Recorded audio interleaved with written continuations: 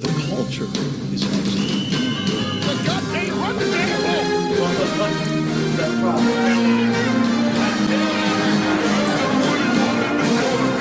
Calling both games. There were signs littered throughout the past season. Russell Wilson, Pete Carroll, or perhaps both would be on their way out after flattening into nothing. Seahawks fans tried to ignore it. I don't blame them. Nobody wants the greatest stretch in team history to officially end. However, now the time has come to pay their due. Russell Wilson and Bobby Wagner, two of the longest tenured faces of the franchise, are gone. Dwayne Brown and Carlos Dunlap are also released into the wild. It's a dark and gloomy day in Seattle. Russ may have gotten an excellent return from Denver, but it doesn't matter. A great era is over. Even for their successes, they will get no sympathy for their plight. I want you to look at this play. This is their legacy. This is the only thing that anyone will remember the Seattle era by in the future. And that's saying something considering this team won a goddamn Super Bowl ring. This play is a microcosm for one reason and one reason alone. Unmet expectations. This team could have been a potential dynasty, yet they overthought it and tried to be too damn cute when it mattered. Now the Seahawks are merely drifting into an abyss. They lack vision, direction, or any sort of modern thinking in their brass. Pete Carroll and John Schneider are still here. Great. What the fuck have they done over the past few seasons to merit it? Seattle knows what they need to do, but they won't. You have to wipe the slate clean. It's the only way things can heal. All you have left after this? A withered husk. Carroll should know a thing or two about that. The Seattle Seahawks select Charles Cross, tackle, Mississippi State. Seattle, meet your Dwayne Brown replacement. Cross is the last of the really damn good tackles that are in this class. And while the Seahawks are currently running around like chickens with their heads cut off, blindside tackle should be set. They'll be going with the QB competition between Drew Lock and Geno Smith, which screams the excellence that about 6 wins can bring to a franchise. Oh, the joys of keeping Carroll and Schneider around. Cross will hopefully see better days in his future. It may be a few years, though. Everything is gone. All is fucked. The only things that remain from the Super Bowl years are the people that should have been fired years ago. Last year felt like the end, and now we know it was. Russell Wilson bailing out the team every time is now replaced by the puppet regimes of Drew Lock and Geno Smith. I am absolutely enthralled at how badly that will go. Bobby Wagner didn't even get the courtesy of a trade, they just told him to fuck off. You'd think the football gods would at least let Chris Carson be able to play considering how the Seahawks are straight fucked. Now we just wait and see if DK Metcalf is the next to go. Or maybe it'll be Quandre Diggs. Or it could be Tyler Lockett. Maybe it's the sleeper pick in Jamal Adams. The mystery is enthralling to all of us. Except for the fans in Seattle. They will simply wither and die. Even with the teams that are choosing to blow it up and start from scratch, there is still plenty of intrigue with the NFC. So many teams desperate to win a championship or go far into January. And even more trying to make a name for themselves. The NFC East hasn't had a repeat champion in years. So I'm going to maintain that narrative and pick Philly to win it. The NFC North is still Green Bay's to lose, but they're slowly losing grip on their stronghold. The NFC South has a few suitors, but the Bucs are still too loaded to really fail unless they get injured to hell and back. The NFC West? Huge question mark, but I think the Rams are still the team to beat. But what about the wild cards? It's tough to choose, there are so many good options here. In this case, I'm choosing the Niners, Saints, and Vikings. Yes, the Vikings. I think people are sleeping on them.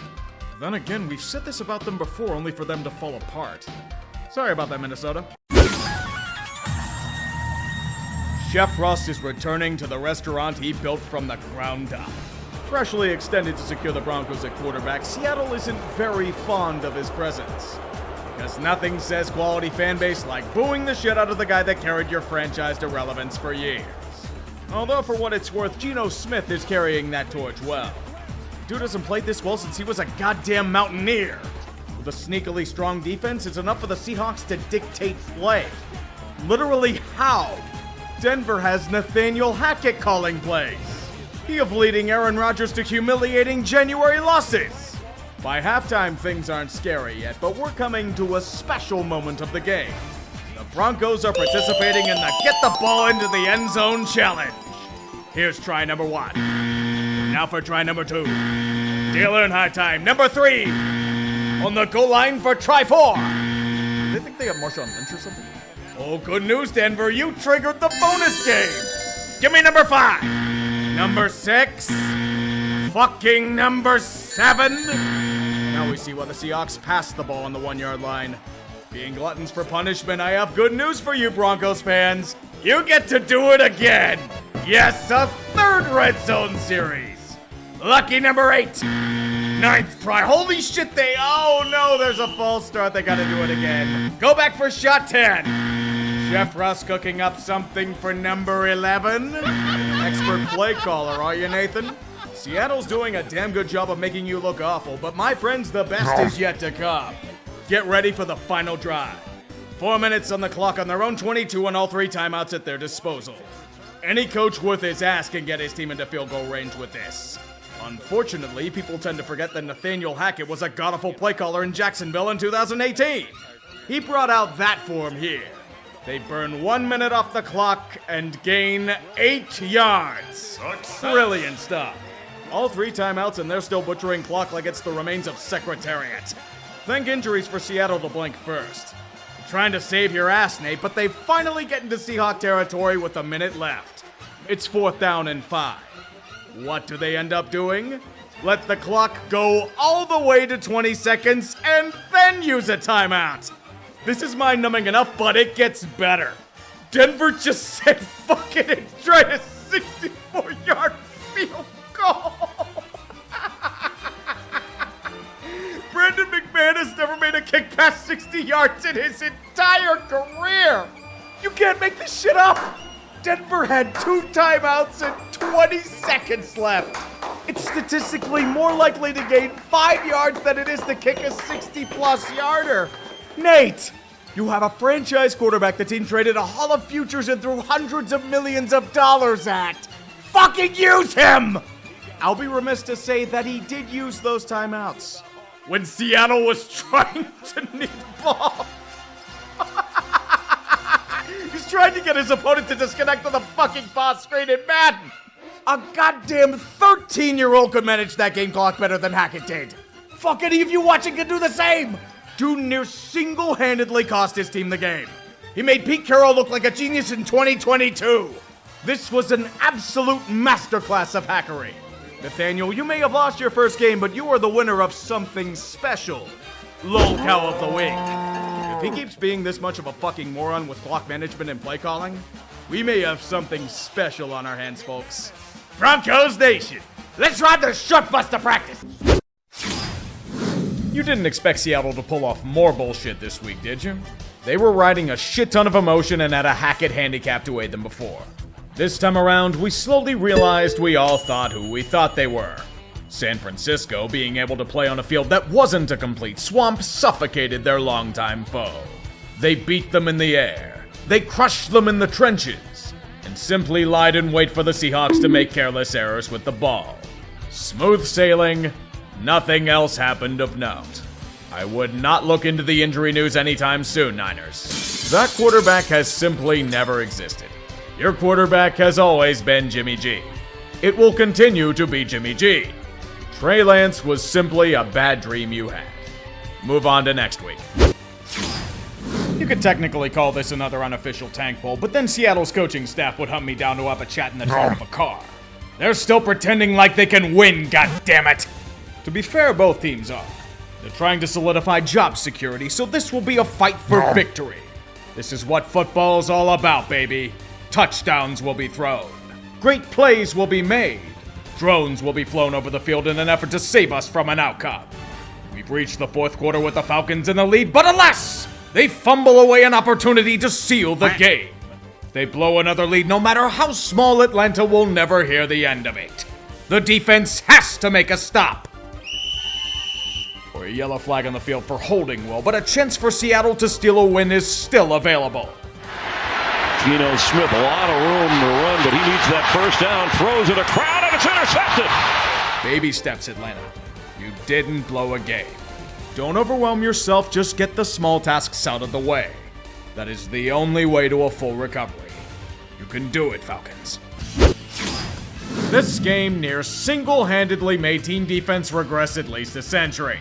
At least Seattle has the excuse of letting go of nearly every major piece and suffering injury. What about Detroit?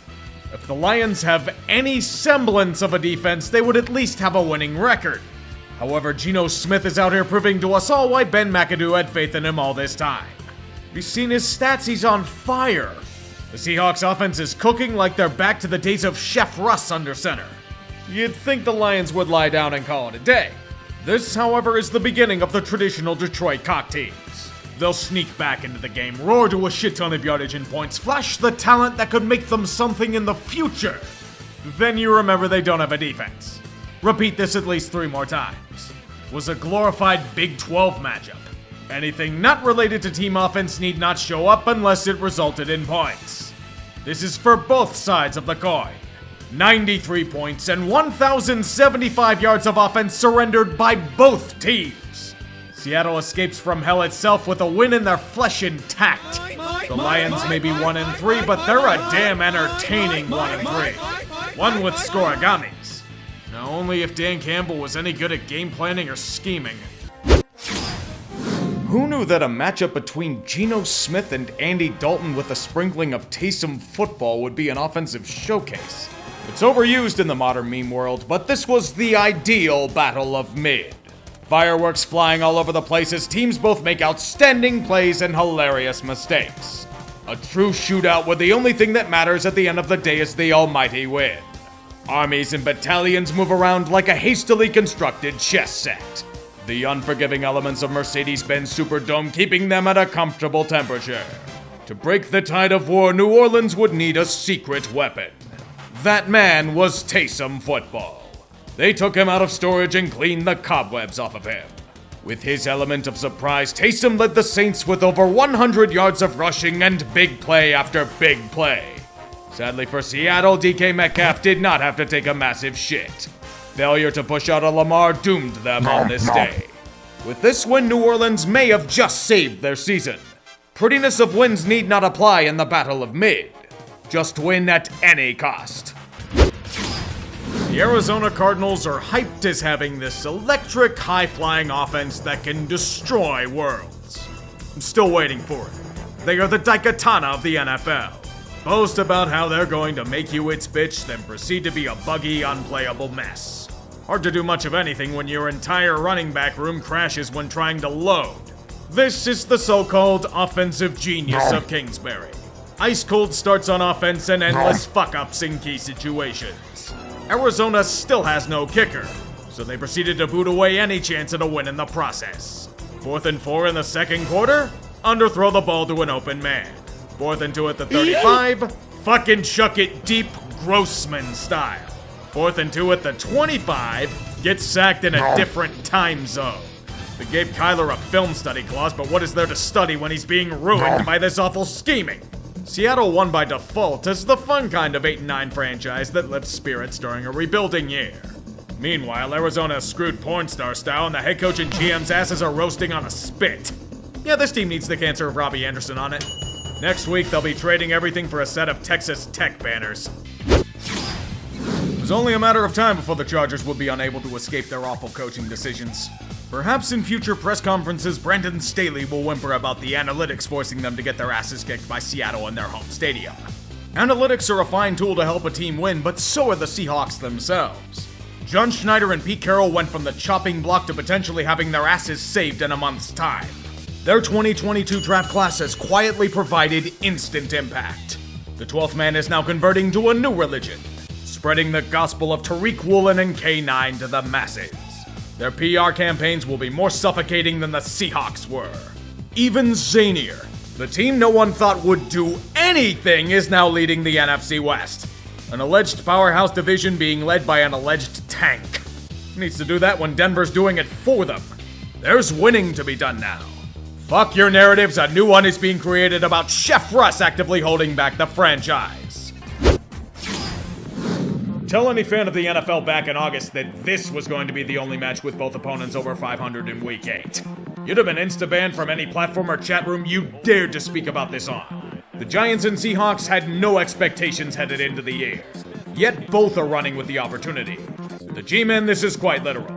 Maybe they'll acquire competent receivers and linemen in this next lifetime. The Seahawks have a balanced attack, led by the surprising combination of K9, Tyler Lockett, and the modern answer to Rich Gannon and Geno Smith. Somewhere, Ben McAdoo is pleasuring himself to somehow being justified in benching Eli for him. It was a tenacious game, one that exemplified old-school defensive football. The Giants could not break out of Seattle's web. They'll try and capitalize on Seattle's mistakes, but every time they get a chance to, Richie James will find a way to fuck up on punt return duty. Congratulations, Richie. You are now the most hated man in New York outside of Hal Steinbrenner. Seattle secures the win and potential legitimacy as a contender in the post-Russ age. In the end, Geno can only thank those responsible for his ascension: Ben McAdoo and Jerry Reese. See? You can get revenge for past slights in this league. I think at this point, no one wants the Cardinals to succeed. The football world hates the way Cliff Kingsbury wastes talent. The rivals want them to remain miserable. The fans simply want the pain to end. The thing is, when you're hyped as the forefront of offensive play, you'd think you could score touchdowns in the first half. The Cardinal offense, shocker to no one, is still a discombobulated calamity. Kyler Murray is turning into an insanely inconsistent QB as fast as he fumbles balls away on critical drives. Arizona's defense is the only thing keeping them afloat, and even they can only do so much to hold off Seattle. The unsung attack of the Seahawks lacks known commodities, but they are just as potent as they were in the days of the Legion of Boom. Even their defense, with the likes of Tariq Woolen and Kobe Bryant, are ending the dreams of Arizona. Their surprise season continues on with a win against a train wreck of a team. Their 4th win in a row. Please give Kyler some real coaching. Texas Tech boy ran his course here the moment he was hired. Willkommen auf zu Deutschland. In München findet ein tolles Spiel zwischen den Seattle Seahawks und den Tampa Bay Buccaneers statt. Ja, ich habe Google Translate genutzt. Mein Deutsch ist scheiß. Okay, that's enough cringe for the poor Germans that are watching this video. God bless them, for they came out in droves and proved to the NFL that they should have had games here long before this. What they saw was what we expected this game to be back in August. Seattle's offense stuck in quicksand thanks to a relentless Bucs defense. Tom Brady magically getting receivers that can catch and not having to throw a bajillion times in a game. With being able to escape through the raindrops, Tampa Bay gets back to 500 and resecures the division from hell. Brady is a master of conquest. Napoleon sits in exile envious of his annexation of the world. Germany even got their comedy in being forced to experience Byron Leftwich devise trick plays. All in all, a successful day for Deutschland. Come back here more often, NFL.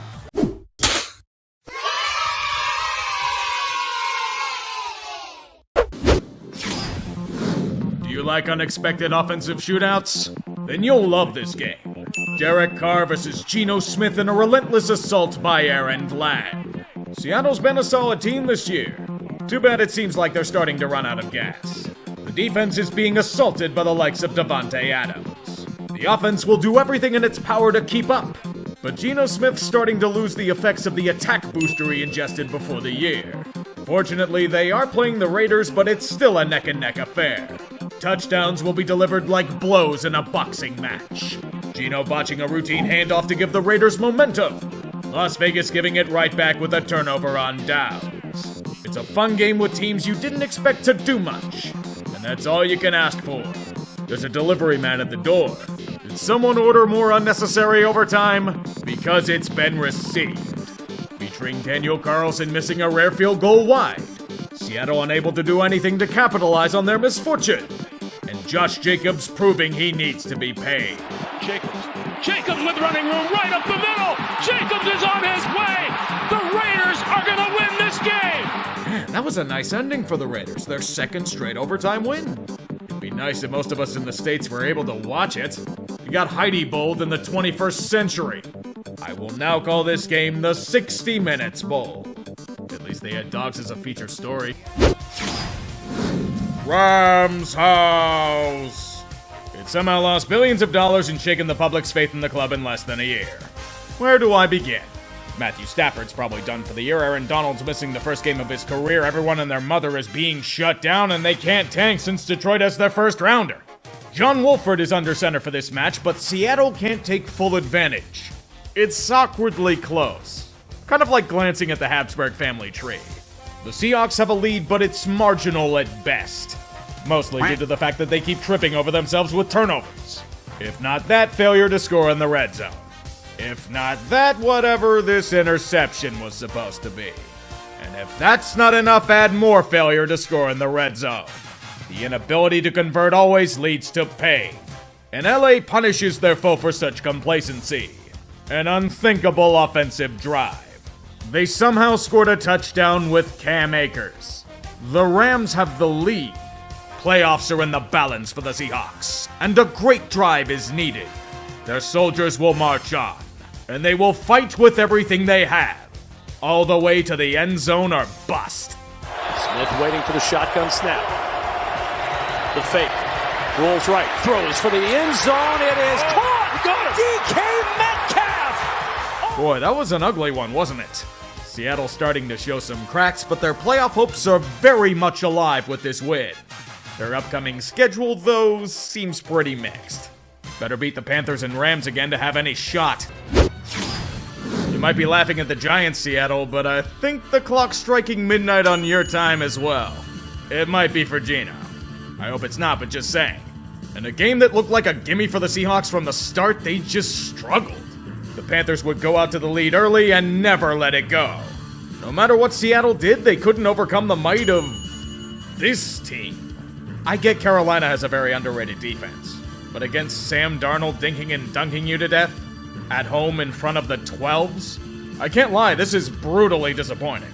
I never imagined saying this about the damn Seahawks just 3 months ago, but I feel as empty as a man who just got catfished. As awful as the Panthers season has been, they're only a game back of the shittiest division lead in football. Steve Wilkes has them playing surprisingly inspired. Everyone in the NFC South should be 5-8, but then New Orleans had to fucking ruin everything as always. I should give them locale of the week again just for this reason alone. The playoff push is reaching its final stages. Only one spot has been clinched by Philadelphia, but 4 weeks remain. Philadelphia obviously has number 1 seed, but the division is still up for grabs.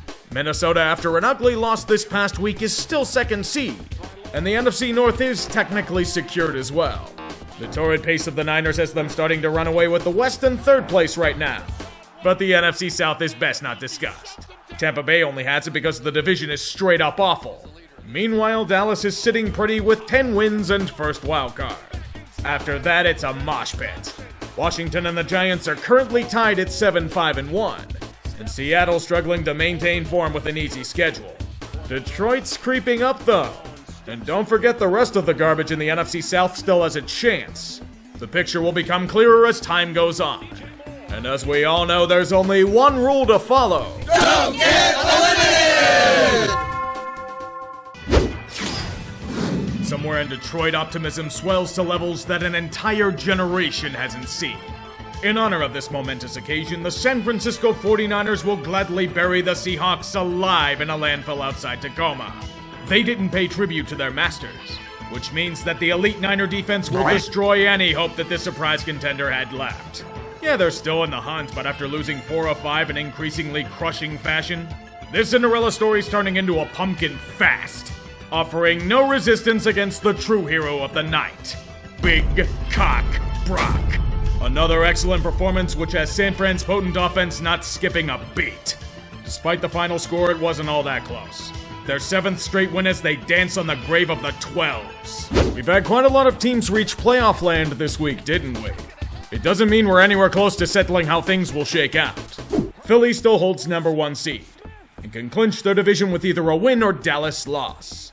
Minnesota and San Francisco both clinched their division since there's no elite team rivaling them in division. It's only positioning they're playing for. They won't have to worry about Tampa Bay. They are ass, and their division is even more ass. Please delete it from our existence. The winner of this shit pile will probably be hosting a playoff game against the Cowboys, and we will wish for death. The other 2 wildcard spots are currently held by the Giants and Commies despite the G-Men winning last week. Seattle is falling hard while Detroit is rumbling back into the picture after being left for dead. Green Bay hangs on by a thread, and so does the rest of the NFC South. This is gonna be quite fucky, isn't it? Everyone left, you know what to say. Don't get eliminated! Remember how I said the clock may have been striking midnight on the Seahawks last week? That carriage has been trampled over by Prince Charming's men repeatedly by now. We all wondered how the fuck Seattle was doing this without Russell Wilson. Turns out it may have been a mirage. It's been a relentless drop into the abyss over the past month and change. They offered next to no resistance against the Chiefs. Their offense just couldn't get anything going. Trying to bribe with tasty treats wasn't enough to get this tired old bird to move. A 2 for 14 conversion rate on third down usually doesn't lead to success. Their defense tried to hold a powerful Chiefs offense, but Kansas City didn't have to do all that much, to be honest. Andy Reid will eat cheeseburgers on their opponent's corpse. With how mortal Geno Smith looks in a unit that's running out of gas, they were doomed from the start. The only hopes for Seattle at this point are Denver's draft picks and that their schedule is against two teams that are about as deflated as they are. If they fail here, it's just another bitter pill to swallow after years of such. Detroit can now pounce. With a few big losses this week, the NFL playoff picture has become a mosh pit, as has been written for time eternal. The NFC East is still the same scenario as before. Winning clinch for Philly, and that includes the number 1 seed. If Dallas loses once as well, they are doomed to play as a road team in the wild card.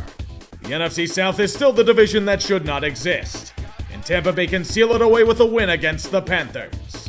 If Carolina wins, though, we continue down the chaos timeline. New Orleans is still technically alive, but will need a lot to happen to win the South. With wildcards, Dallas most likely will be headed to the NFC South winner.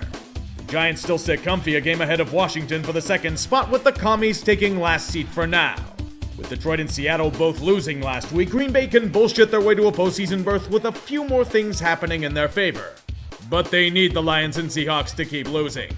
The Saints can also clinch a wild card, but it's an extreme long shot. But it's a shot nonetheless. And if you have that, you can still chant the rule. Don't get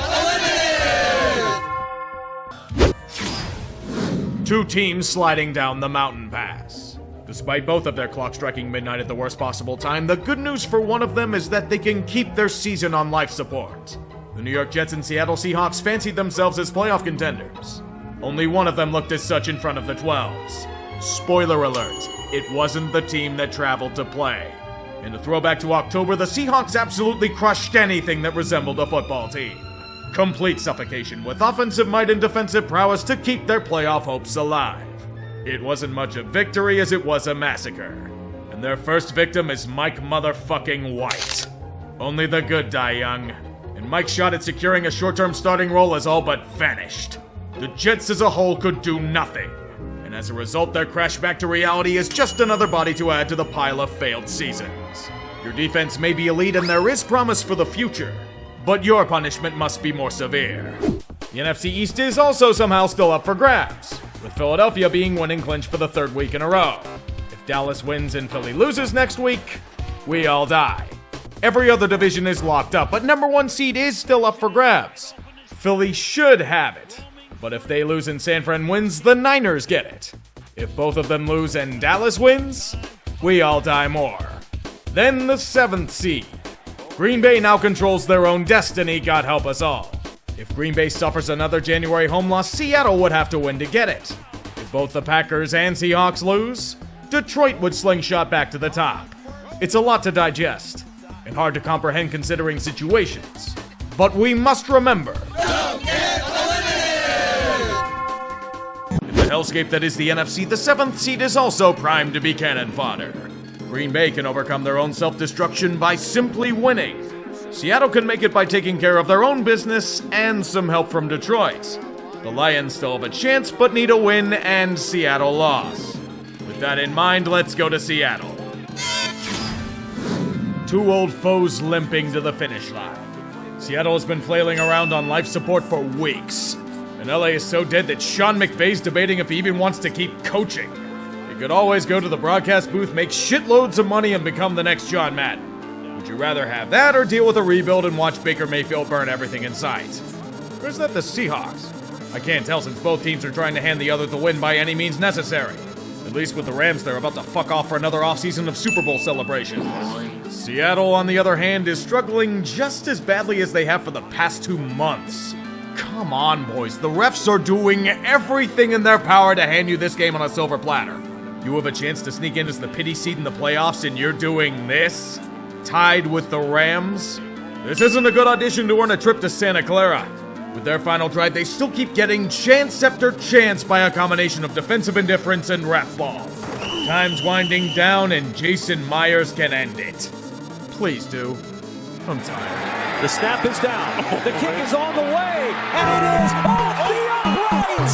I see Seattle hasn't stopped trying to give their fans heart attacks, have they? Fair enough. You can add more gasoline to the blaze. Mayfield. Oh, he's got Van Jefferson open, and it's intercepted. Quandre Diggs. Oh, Baker, I thought you were done with that kind of haphazard throwing.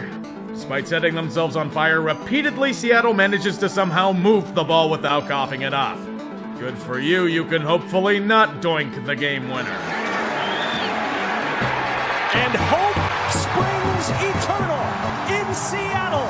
Took you long enough. This win felt so undeserved. Allegations of ref ball and rigging ring throughout the night, but their fate is no longer in their hands.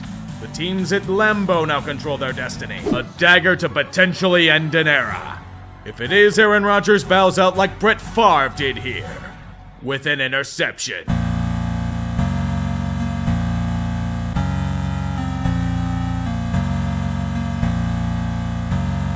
That being said, Seattle, congratulations! You get to be fucking destroyed by San Francisco next week. Considering that everyone expected them to be tank bowl contenders this season, they'll embrace that outcome and then some. They did the impossible and made it to the dance. House money, baby. It's a hell of a drug.